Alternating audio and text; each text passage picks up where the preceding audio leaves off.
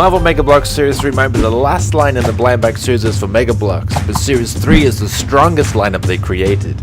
Practically every figure released in Series 3 is exclusive to Series 3. Series 3 pulled out some fan favorite characters and mixed them up with some smaller names from Marvel's bigger licenses. Within Series 3 you had 5 common figures: Havoc, Iceman, Mr. Fantastic, Sandman, and Magneto. 2 rare figures, Stealth Spider-Man and Cyclops, with the Silver Surfer completing the series as the ultra rare. Outside of the blind bags, Mega Bloks only released a number of Spider-Man playsets and various Marvel movie playsets, so Series 3 is the only time they open the door on a number of characters from franchises like the X-Men and the Fantastic Four, at least under the newer style of minifigures. Havoc could quite possibly be one of Mega Bloks' lesser known figures, as I feel his name doesn't hold much weight in the Marvel universe, at least for the mainstream audience.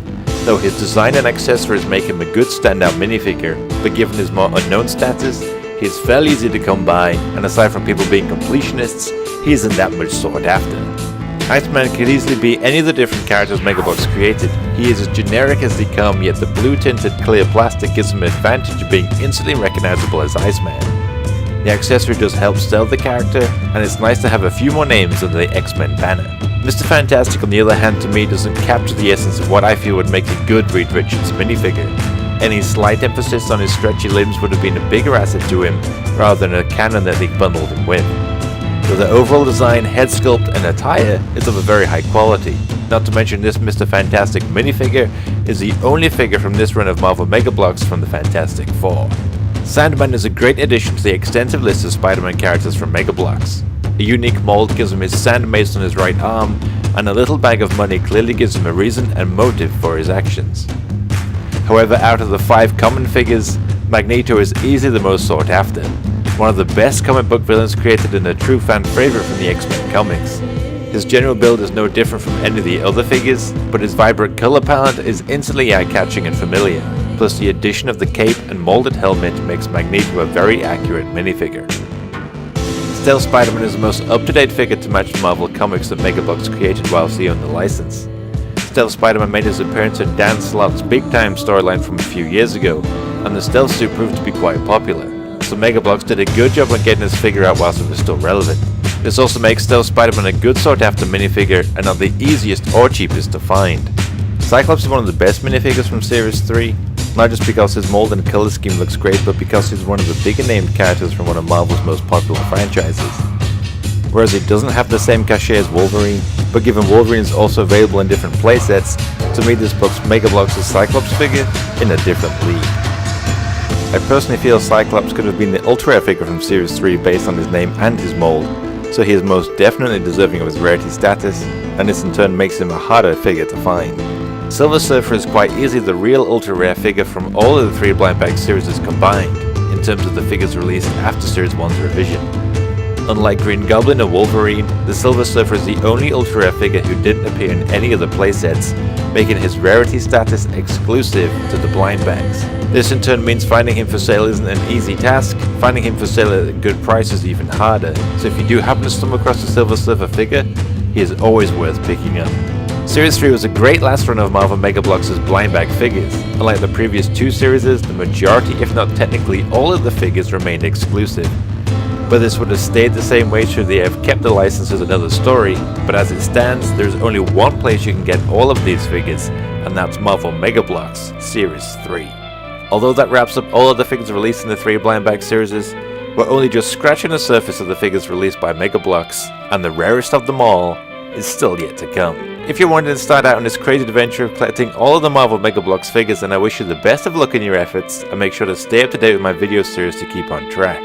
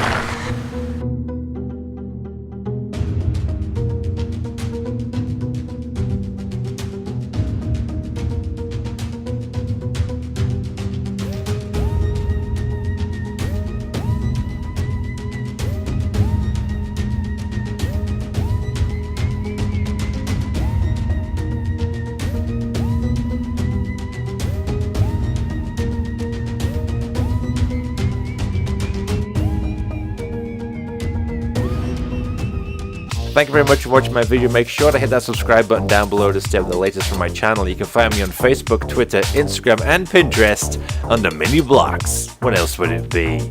You can also watch my videos detailing the complete sets of minifigures from Marvel Mega Bloks Series 1 and Series 2 over on my channel. And if you have these figures, let me know in the comments below.